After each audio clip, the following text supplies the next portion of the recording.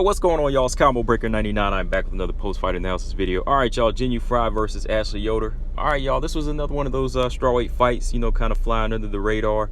I wasn't really thinking highly of it, but it was a good fight. It turned out to be a good fight. I like both Frey and Yoder.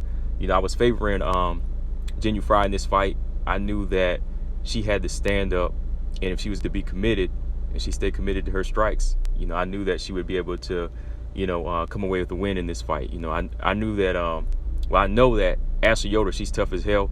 She showed that in the past. She showed that in this fight. But it was just the fact that Jinh Frey, she was really starting to use that IQ, and that's something she's been really using in the last few fights. She always goes in there now and she starts working on using her strengths more. She starts playing off of her opponents and she starts taking advantage of their weaknesses. That's why last night, Jinh Frey, she was able to come away with a solid unanimous decision. Used her stand-up wisely. She was the shorter fighter in this one, but she was able to get it done. Used her physical strength to stuff the takedowns of Yoder, and just put on a good performance.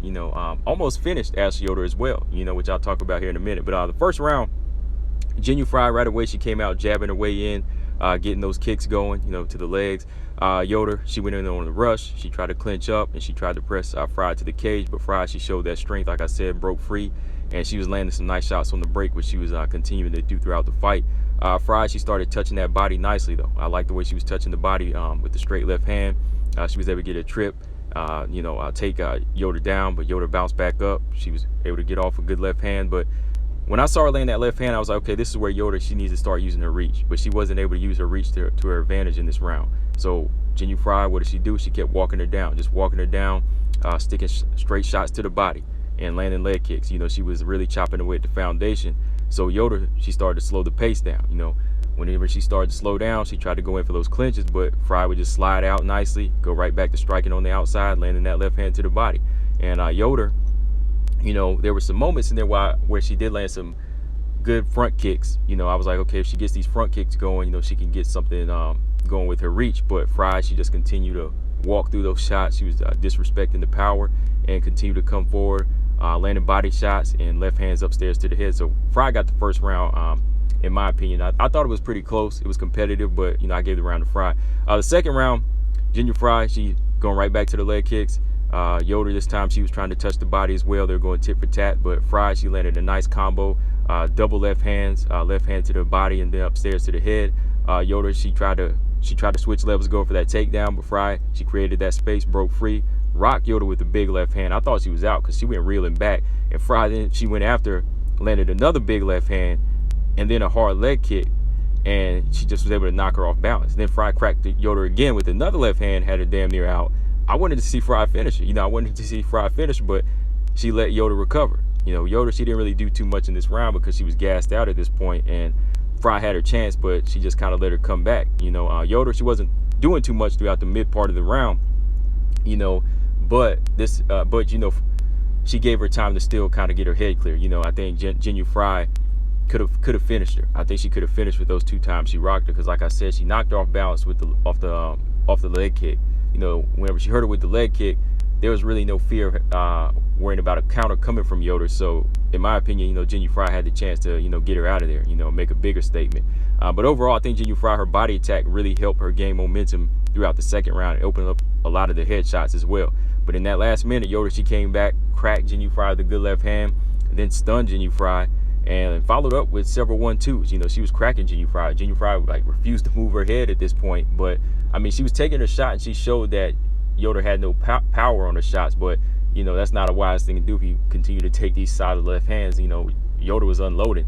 It wasn't enough to win the round, but I still gave it to Jinh Frey because she finished off pretty strong.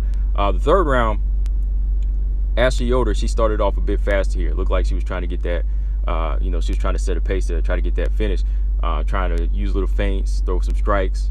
She was trying to go in for a takedown, but again, Jinh Frey just stuffed a couple of takedowns, landed some hard strikes in the clinch. Frey was going back to her strike and landing that left hand, just controlling the center of the octagon.